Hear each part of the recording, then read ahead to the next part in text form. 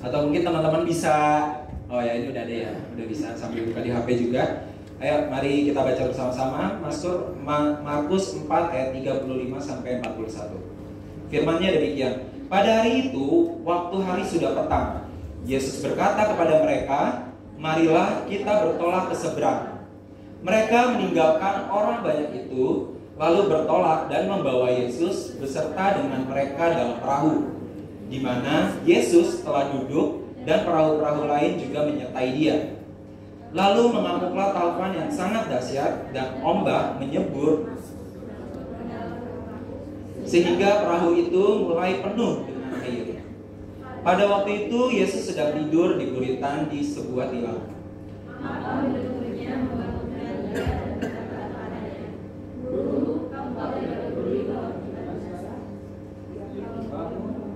Menghardik angin itu dan berkata kepada danau itu, diam, tenanglah. Lalu angin itu reda dan danau itu menjadi teduh. Lalu ia berkata kepada mereka, mengapa engkau begitu takut? Mengapa kamu tidak percaya? Sampai situ dulu. Boleh balik ke PPT tadi? Jadi pada saat kejadian Yesus, waktu itu Yesus menyuruh murid-muridnya untuk menyeberang menggunakan suatu perahu. Ternyata mereka dihadapkan dengan badai yang cukup besar, dan posisinya di situ Yesus sedang tidur. Di situ saya mendapati ada terjadi 3 hal. Yang pertama, Tuhan ada di situ, betul? Kedua, sebagian besar murid Tuhan Yesus merupakan nelayan yang profesional. Dan mereka kalau dibilang profesional tuh berarti mahir lah. Karena sebetulnya sebagai nelayan itu tuh nggak bisa sembarangan. Pasti punya teknik terkhusus lah, atau mereka udah tahu cara menghadapi ombak itu seperti apa. Harusnya mereka udah tahu lah. Yang ketiga, ada muncul rasa takut. Nah di sini yang pengen saya bahas pertama adalah rasa Tuhan ada di situ. Sebetulnya apabila kita berkaca di keadaan saat itu, Tuhan itu posisinya di situ, Tuhan adalah sebagai 100% manusia. Ini salah satu contoh Tuhan ingin menunjukkan bahwa Tuhan itu peduli dalam kehidupan kita. Ini salah satu contohnya bahwa Tuhan itu selalu ada di setiap permasalahan atau musibah yang sedang kita hadapi pada saat-saat ini.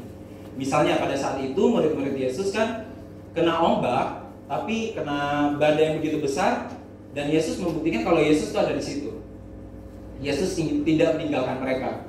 Lalu kedua, sebagian besar murid Yesus merupakan para nelayan profesional. Di sini bisa kita lihat di ayat 38. Di sini murid Yesus berkata, "Guru, engkau tidak peduli kalau kita binasa." Di sini muncul rasa takut yang dimiliki oleh murid-murid Yesus.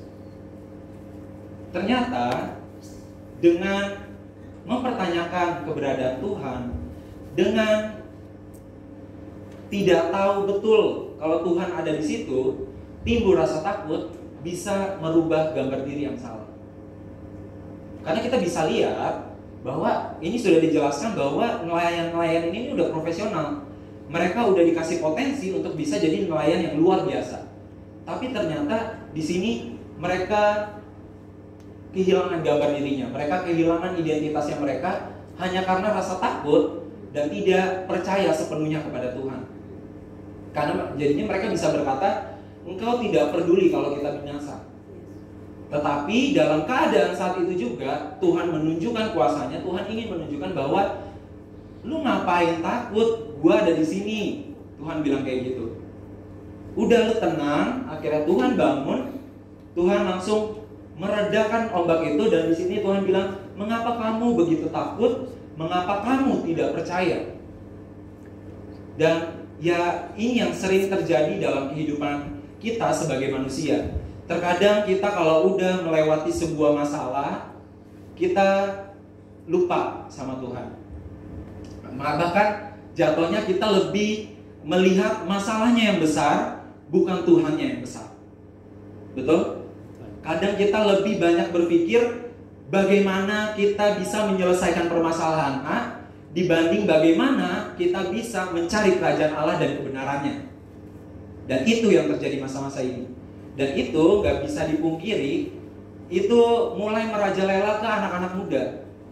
Anak-anak muda saat ini ibarat kata anak muda itu kan sebagai tongkat tongkat estafet yang bakal meneruskan bangsa ini, bahkan gereja ini, MBC Bekasi Timur, MBC ini ya penerusnya ini kalian semua.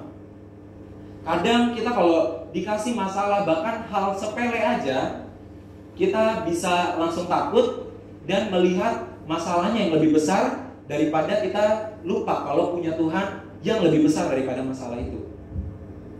Dan ternyata respon murid-murid pada saat itu adalah muncul trust issues. Ternyata boleh next. Pertanyaannya, bagaimana trust issues kepada Tuhan ini bisa terbentuk? Kadang kan kita masih bingung nih, kok bisa ya tiba-tiba gua nggak kenapa-napa, gua lagi ada masalah aja, tapi kita bisa langsung nggak percaya, langsung kita punya trust issues sama Tuhan yang bahkan menciptakan diri kita sendiri. Bahkan kita percaya sama Tuhan, tapi kita punya trust issues yang tinggi. Ternyata saya menemukan jawabannya adalah kita melihat hanya berdasarkan ukuran manusia. Yang terjadi pada saat itu, murid-murid melihat keadaan, melihat situasi dengan ukuran manusia, dengan menggunakan kacamata jasmani, bukan dengan kacamata rohani. Dan ya itu yang terjadi saat ini. Kebanyakan anak-anak muda baru permasalahan kecil ngukurnya dengan ukurannya manusia, bukan ukuran firman Tuhan. Padahal kalau kita mencari kebenaran, kita ingin cari tahu jalan keluar, yaitu adanya di firman Tuhan, benar. Jadi ini yang makanya banyak banget kasus anak-anak muda. Boleh next. Nah ini sampai saking waktu itu gue searching di Google kasus bunuh diri remaja. Itu banyak sampai berslide-slide. Ini yang bisa gue masukin. Saking banyaknya, ini kalau misalnya dimasukin semua kasus yang ada di Indonesia, ini baru ada di Indonesia ya, itu bakal bisa sampai habis khotbah juga. Itu isinya cuma ini headline berita doang. Di sini mereka anak-anak mahasiswa remaja kehilangan gambar dirinya karena merasa Tuhan tidak peduli dalam kehidupan mereka. Contohnya paling tragis menurut saya itu yang paling bawah ya. Remaja 17 tahun bunuh diri setelah 2 hari putus cinta. Aduh, putus cinta loh.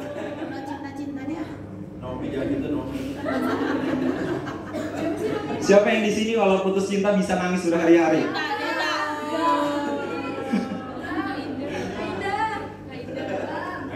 Tragis banget. Ini saya mendapati bahwasannya ya karena setelah Tuhan memberikan rencana dalam kehidupan mereka, mungkin pada saat itu Tuhan memisahkan dia dengan pacarnya saat itu karena Tuhan punya maksud yang baik. Betul?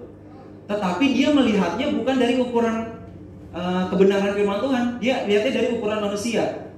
Dia melihat, Tuhan, masa Tuhan gak peduli sama aku gak bisa galau Tuhan, aku gak bisa hidup tanpa lelaki Tuhan. Aku gak bisa hidup tanpa perempuan. Di umur 17 nih, umur harus ke gereja bawa gandengan. Benar? Yang dia pakai adalah ukurannya manusia, bukan ukurannya Tuhan. Sehingga pada saat itu mereka kasus-kasus ini memutuskan untuk mengakhiri hidupnya begitu saja di umur 17 tahun. Bayangin, ada mahasiswa tuh mungkin rentannya adalah 19 sampai 22-23 lah. Bayangin, mereka bisa menggagalkan rencana Tuhan yang begitu besar hanya karena mereka menggunakan ukuran manusia, bukan menggunakan ukuran kerajaan surga. Mungkin aja salah satu nih dari mereka, mungkin remaja yang di Bogor, remaja di Toraja ini, mungkin mereka ternyata adalah di umur 32 adalah menteri. Mungkin mereka juga akan menjadi pendeta salah satunya. Tapi mereka mengakhiri hidup mereka begitu saja hanya karena menggunakan ukuran manusia, tanpa mengingat dan lupa bahwa kita ini begitu berharga. Kita itu sangat berharga di matanya Tuhan. Boleh next? Banyak saat-saat ini di sini nggak ada, di sini nggak ada. Di luar sana banyak mereka menganggap bahwa dirinya itu tidak cukup berharga dan menganggap dirinya bahwa ya Tuhan itu tidak peduli dalam kehidupan mereka. Padahal firman Tuhan dengan secara jelas dan secara gamblang menyatakan ini ada 3 poin ya. Pertama, kita anak Allah. Itu terdapat di Yohanes 1 ayat 22, di mana firman Tuhan mengatakan bahwa setiap orang yang menerimanya diberi kuasa untuk menjadi anak Allah. Dibilang adalah anak. Jadi di sini di sini semua kita tahu ya, hubungan kita sama Tuhan bukanlah hubungan seperti supir dengan apa sih ibarat kata kalau pemiliknya? Owner. Ya, ownernya. Hubungan kita bukan seperti itu bersama Tuhan, tapi hubungan kita sama Tuhan adalah hubungan seperti anak dan bapak. Kalian tahu ya hubungan anak dan bapak itu dekatnya seperti apa? Jadi Tuhan udah kasih tahu sama kita bahwa sebegitu berharganya kehidupan kita, seperti kayak orang tua mengasihi kita pada saat-saat ini. Dan yang kedua, kita bisa melihat betapa berharganya diri kita. Tuhan kasih contoh di kita itu berharga dari apapun di Markus 5 ayat 1 sampai 20. Di situ mengisahkan seorang yang sedang kerasukan setan, kerasukan roh jahat. Akhirnya itu satu orang doang. Akhirnya waktu itu karena Yesus tahu dia sedang kerasukan roh jahat, Yesus datang, Yesus pergi melewati badai, melewati hujan besar untuk menyelamatkan satu orang jiwa ini. Singkat cerita, di proses Yesus ingin menyelamatkan satu jiwa ini, ternyata pada saat Yesus sedang berdiskusi nih dengan roh jahatnya, roh jahat bilang kayak gini, Tuhan, kalau emang mau gue nih keluar dari tubuh anak lu, izinkan roh-roh jahat ini masuk kepada 2000 kawanan babi yang ada pada saat itu. Dan apa jawaban Tuhan? Tuhan mengiyakan hal itu. Tuhan mengiyakan roh-roh jahat itu masuk kepada kawanan babi, dan itu jumlahnya adalah 2000 kawanan babi. Itu kalau udah dijumlahin, kita udah bisa beli Monas. Itu ratusan juta, mungkin miliaran. Tapi Tuhan rela, Tuhan izinkan roh-roh jahat itu masuk ke dalam kawanan babi dan terjun dan mati lemas hanya untuk menyelamatkan satu jiwa. Di sini kita lihat bahwasannya betapa berharganya loh. Ini satu orang doang. Betapa berharganya diri kita. Tuhan rela melepas harta kekayaan yang ada di dunia. Tuhan rela memberikan nyawanya loh. Tuhan itu waktu proses perjalanan tadi kan udah dibilang Tuhan melewati badai yang begitu besar hanya untuk menyelamatkan satu jiwa. Padahal kan bisa aja Tuhan bilang, ya elah, anak gue banyak di Bekasi aja, di sini timur aja ada berapa banyak. Ngapain gue nyelamatin yang waktu itu cuma satu doang, gue harus kehilangan berapa ratus juta. Tuhan bisa bilang kayak gitu. Tapi ternyata Tuhan gak melakukan hal itu. Yang Tuhan lakukan, Tuhan menyelamatkan satu jiwa itu. Berarti sangat berharganya diri kita. Ini yang harus kita pahami teman-teman.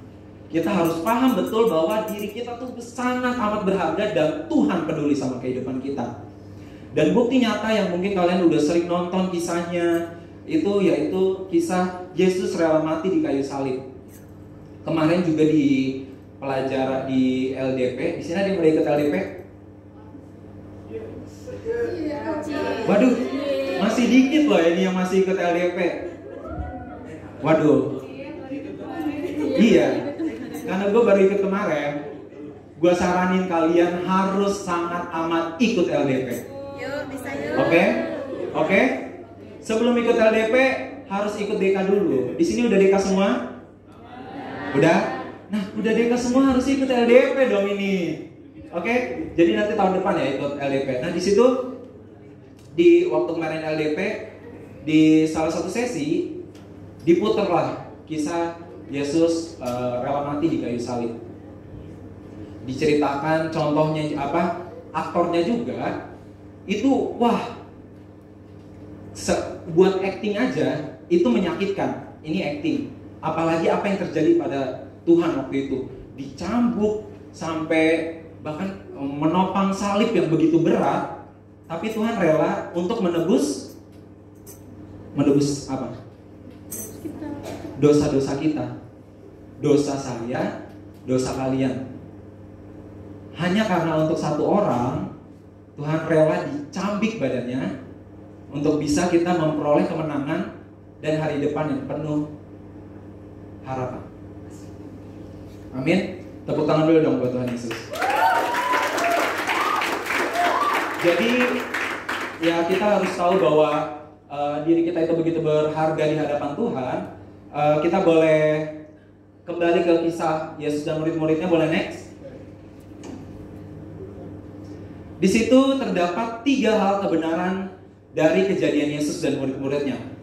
Pertama yang bisa kita pelajari adalah di ayat 35. Di situ di ayat 35 kan Tuhan bilang pada hari itu waktu hari sudah petang Yesus berkata kepada mereka, marilah kita bertolak ke seberang.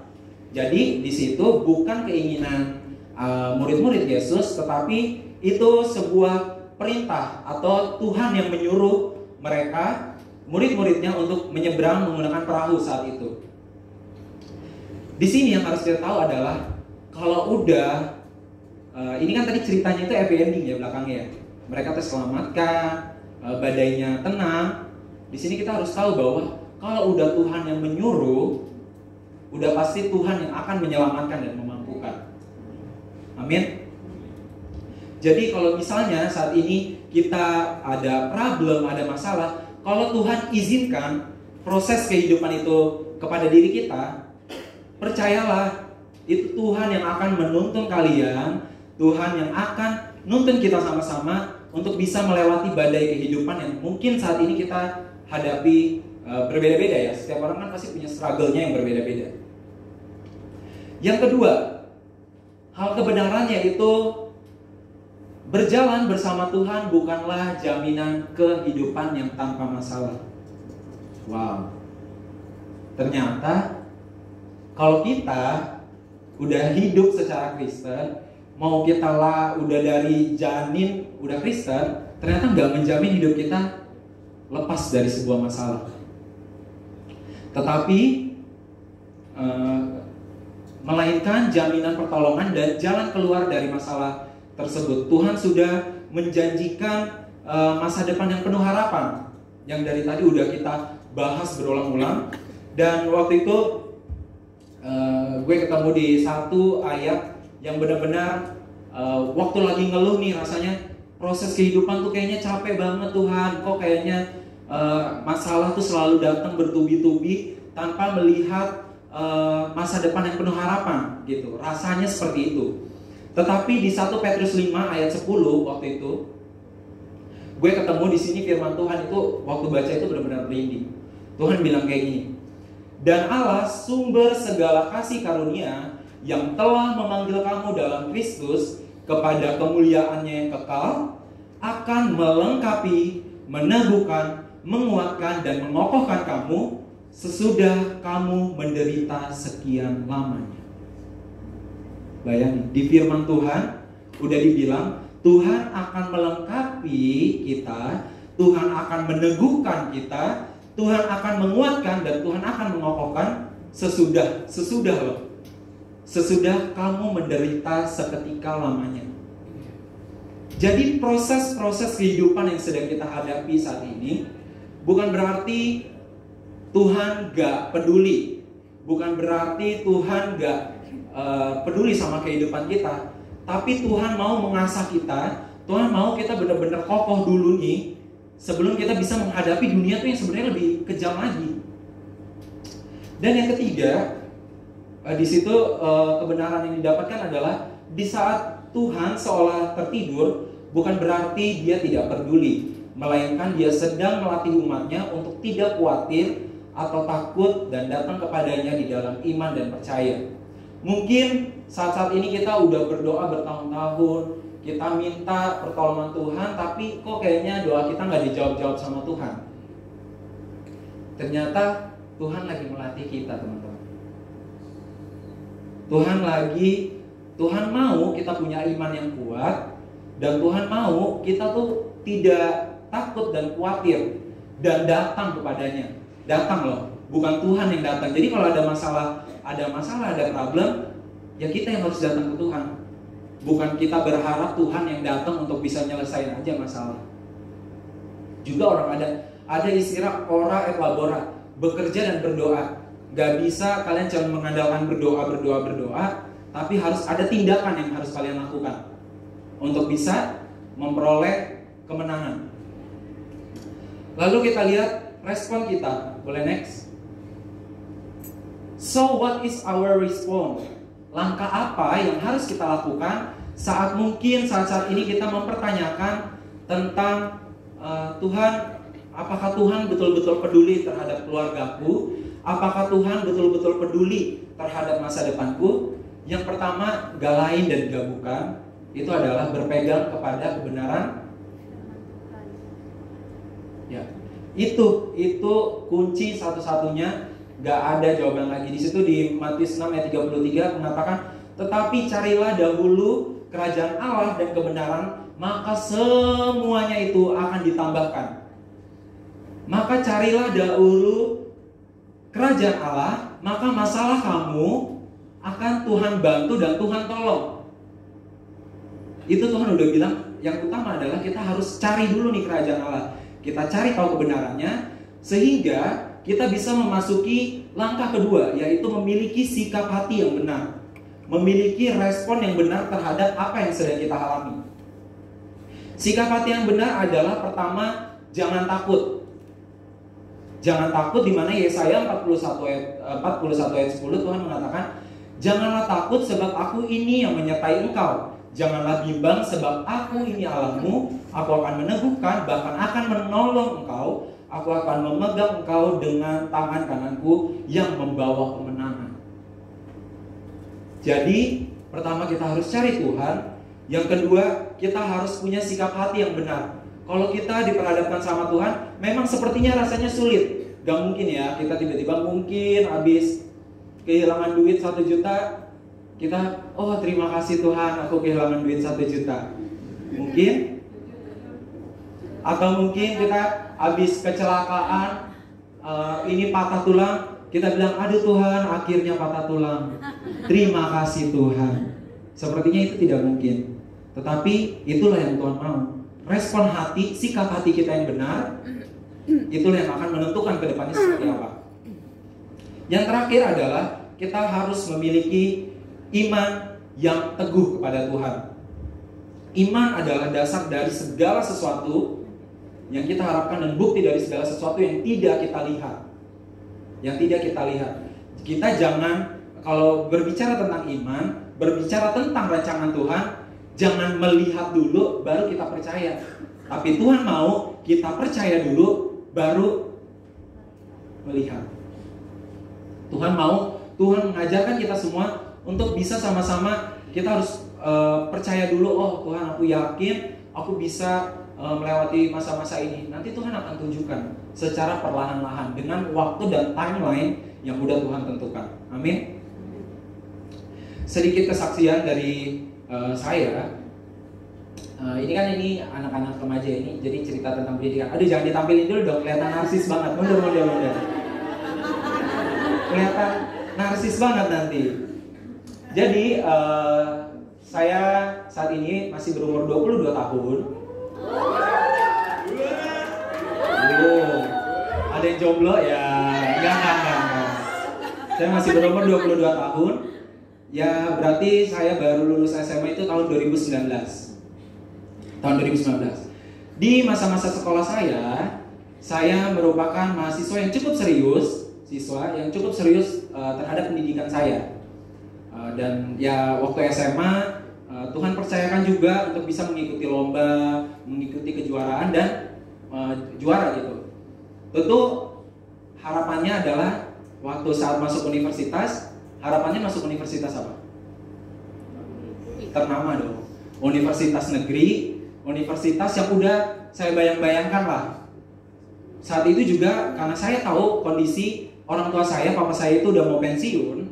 Saya tahu, waduh kalau misalnya, pokoknya saya harus masuk negeri. Soalnya kalau misalnya saya masuk swasta, nanti kedepannya bayarnya gimana? Karena kita tahu swasta itu bayarnya itu bisa belasan juta. Bisa 10, 13, 20 juta. Apalagi di awal masuk. Jadi dari awal udah berdoa, Tuhan Tuhan udah kasih kemampuan, udah kasih potensi dalam diri saya mau masuk universitas negeri yang bayarannya kecil. Jangan sampai bayarannya besar, akhirnya menyusahkan papa mama saya. Karena papa saya kondisinya udah mau pensiun. Maklum, anak bungsu kehilangan masa kejayaan orang tua. Ada yang merasakan? Anak bungsu biasa dibilangnya gitu, kehilangan masa kejayaannya orang tua. Akhirnya saya daftar di STAN. Ada yang tahu STAN? Ada yang pernah mencoba masuk STAN? Oh itu ada, Katimoti. Anak STAN. Oh anak STAN. Bukan ya? Mencoba masuk STAN. Akhirnya waktu itu saya begitu yakin bisa, karena saya merasa saya memiliki potensi yang cukup besar dan saya memiliki gambaran diri yang benar tentang diri saya. Kalau saya bisa masuk STAN, gak ada kok yang gak mungkin bagi Tuhan. Akhirnya waktu itu saya tes di Yogyakarta bulan Juli 2019. Waktu tes tanggal 10 Juli, itu kalau kita tes STAN, itu setelah kita selesai, nilainya langsung keluar, teman-teman. Jadi kita langsung tahu kegagalan kita pada saat itu juga. Akhirnya tes, berdoa, sampai saya meninggalkan, gak pernah main. Jadi setelah habis UN, kalau teman-teman pada waktu itu masih UN ya, UN teman-teman pada liburan, saya bimbel. Teman-teman pada story, halo guys, kita lagi healing. Saya hanya bisa melihat dan saya cuman belajar TKD untuk bisa masuk ke dalam STAN. Singkat cerita, udah tes, pas saya klik, ternyata saya hanya kurang 3 poin untuk bisa lulus. Tepuk tangan. Kok rasanya senang ya saya nggak masuk STAN ini? Pada tepuk tangan. Respon saya pada saat itu apa?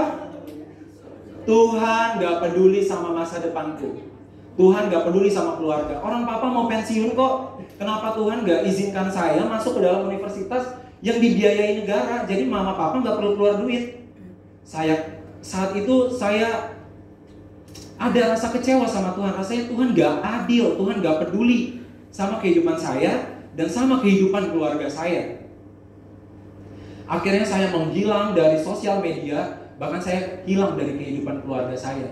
Saya matiin handphone selama 1 minggu. Itu saya stres karena saya doa puasa benar-benar berbulan-bulan. Sampai 4 bulan, selama 4 bulan itu doa puasa, belajar sampai subuh, bangun pagi belajar lagi. Hanya sia-sia, hanya kurang 3 poin. Saat itu akhirnya tante saya yang di Jogja mendatangi saya. Karena udah terlalu khawatir, karena saya nggak ada kabar sama sekali. Tante saya cuma peluk, tante saya bilang kayak gini, Tuhan, kamu udah berjuang secara jasmani dan berjuang secara rohani. Tapi kalau Tuhan gak buka pintu itu, berarti pintu itu bukan pintu dari Tuhan. Dari situ saya langsung, oh iya benar ya. Kecuali saya cuma berjuang, saya tidak berdoa, ya saya nggak tahu kalau itu bukan jawaban dari Tuhan. Tapi karena saya berjuang dengan Tuhan dan saya berjuang dengan diri saya sendiri, saya tahu kalau itu bukan pintu dari Tuhan. Tuhan menyediakan pintu-pintu lain. Akhirnya saya mendaftar dan mau nggak mau masuk universitas swasta.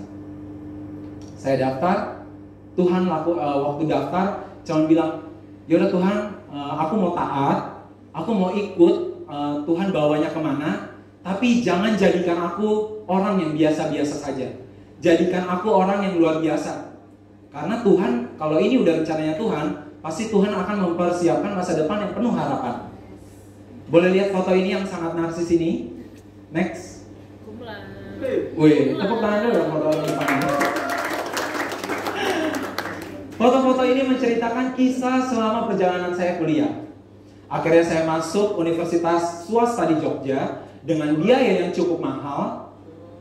Menurut saya mahal ya, tapi karena swasta. Di awal Tuhan langsung bikin mujizat dan Tuhan kasih hadiah, Tuhan kasih reward, Tuhan menunjukkan kepeduliannya Tuhan. Di foto pertama ini masih ospek. Tuhan udah kasih penghargaan. Saya bisa memenangkan waktu itu memenangkan, adalah lomba di kampus kami itu. Waktu ospek itu adanya lomba, bukan yang ospek-ospek yang disiksa-siksa gitu, enggak. Ini lomba. Tuhan langsung di foto pertama sana Tuhan bilang, nih kalau lu taat sama gue, nih reward buat lu. Ini reward untuk orang yang taat sama Tuhan. Akhirnya berjalannya terus aku bilang, Tuhan, kalau misalnya hidup aku cuma buat diriku, itu kan yang menang diri saya sendiri. Saya maju ke podium, saya yang dibangga-banggain sendiri. Saya mau jadi berkat untuk orang lain. Saya berdoa.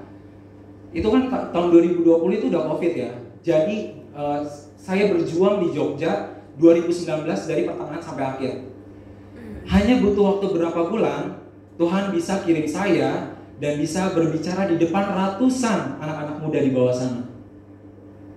Tuhan pakai saya untuk bisa jadi berkat untuk anak-anak muda, dan itu ada ratusan, itu sampai di podium-podium atas itu masih ada, cuma udah pada bubar.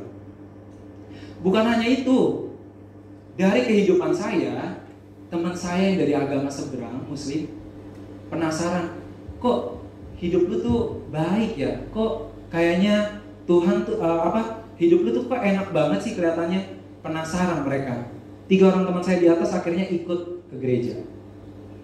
Teman kuliah saya, tanpa saya menginjili, saya menggembor-gemborkan, ayo percaya Tuhan. Tapi saya hanya menunjukkan dari sikap hati saya menunjukkan dari pribadi saya. Akhirnya bayangin 3 orang teman saya Muslim ini ikut ke gereja untuk beribadah bersama-sama. Dan satu orang lagi sampai saat ini dia masih Muslim, tapi dia selalu ikut kesan. Tepuk tangan buat dia. Karena dia melihat bukan sayanya, dia melihat siapa nih di baliknya Joshua. Saya di kampus panggilnya Joshua. Siapa di baliknya Joshua? Kok kehidupannya kok kayaknya lancar gitu, padahal dia nggak tahu ya struggle yang dialami. Akhirnya itu satu teman saya namanya Febrina Salma, dia ikut kesan saya sampai saat ini. Jadi kalau di sini kalian udah percaya Tuhan tapi gak ikut kesan, waduh, ini semua udah ikut kesan kan? Mantap. Udah di akhir udah akhir kisah lagi. Ternyata hidup sama perkuliahan juga gak lancar-lancar banget. Terakhir saya masuk 2023. Waktu itu 9 Februari 2023 saya berdoa bilang, Tuhan, saya mau skripsi saya di ACC. Karena kalau misalnya skripsi saya gak di ACC tanggal 10 aja, atau di ACC-nya tanggal 11 bulan Februari 2023 kemarin, saya harus bayaran lagi belasan juta hanya untuk sidang. Karena saya tahu kondisi mama papa saya cuma berdoa, Tuhan, saya tahu nih kondisi mama papa tuh kayak gini loh Tuhan. Akhirnya pada saya berdoa tanggal 9, tanggal 10 Februari 2023, 10 pagi di hari terakhir untuk daftar sidang, ternyata Tuhan jawab doa saya. Tuhan, tiba-tiba dosen saya bahkan lagi di Inggris. Jadi subuh-subuh dia ngechat bilang, ya Mas Joshua, kalau di Jogja pakainya Mas ya. Mas ya. Mas Joshua udah bisa daftar sidang, ini saya ACC. Ternyata Tuhan sebegitu pedulinya sama keadaan saya saat itu. Dan bukan hanya itu, Tuhan kasih reward, saya menjadi wisudawan satu-satunya dari Fakultas Ekonomi Sosial. Dari jurusan Hubungan Internasional. Dan saya mendapat gelar summa cum laude dan menjadi wisudawan terbaik. Luar biasa nggak Tuhan? Itu bukan karena saya pintar, tapi itu karena saya punya Tuhan yang luar biasa. Backingan gue nih luar biasa, nggak main-main. Jadi teman-teman makin lihat, sampai teman saya waktu itu ngecek jadi teman-teman saya belum pada wisuda, cuma saya doang ini. Teman-teman saya sampai saat ini masih mikirin judul. Sampai mereka bilang, apa gue harus jadi anak papi J dulu biar bisa wisuda. Sampai teman-teman bilang kayak gitu loh. Itulah kenapa Tuhan ternyata sebegitu pedulinya sama kehidupan kita. Amin. Terakhir, ini dari gue. God never allow pain without a purpose. Tuhan gak pernah mengizinkan satu masalah yang datang ke kehidupan kita tanpa tujuan yang begitu luar biasa. Amin. Jadi kalau saat ini teman-teman lagi menghadapi permasalahan yang berbeda-beda, percayalah Tuhan udah punya tujuan yang luar biasa buat kita semua. Amin. Jadi kalau sekarang gue tanya lagi nih, apakah Tuhan benar-benar peduli? Jawabannya yes, He is. Tuhan sangat amat peduli terhadap permasalahan, terhadap apa yang sedang kita alami saat-saat ini. Karena Tuhan itu tuh selalu memikirkan 24 jam seharinya kita, 7 hari seminggu, 365 hari yang kita lewati, Tuhan ada bersama-sama dengan kita. Jadi, kalau misalnya kita sedang menghadapi sesuatu, jangan cari jawaban di luar. Kita bisa cari jawaban di luar, tapi apakah itu menjadi jawaban yang terbaik? Pasti enggak. Jawaban yang terbaik itu hanya bersama Tuhan. Dan satu hal yang harus kita ingat sama teman-teman, bahwa jangan pernah percaya bahwa Allah itu acuh tak acuh dalam kehidupan kita. Jangan percaya bahwa Tuhan itu hanya menuntut kita, menanyakan mana imanmu, mana bentuk kepercayaanmu kepada Tuhan. Tapi Tuhan bersama-sama dengan kita untuk meneguhkan iman kita setiap harinya. Amin. Saya undang tim praise and worship dan pemain musik boleh maju ke depan.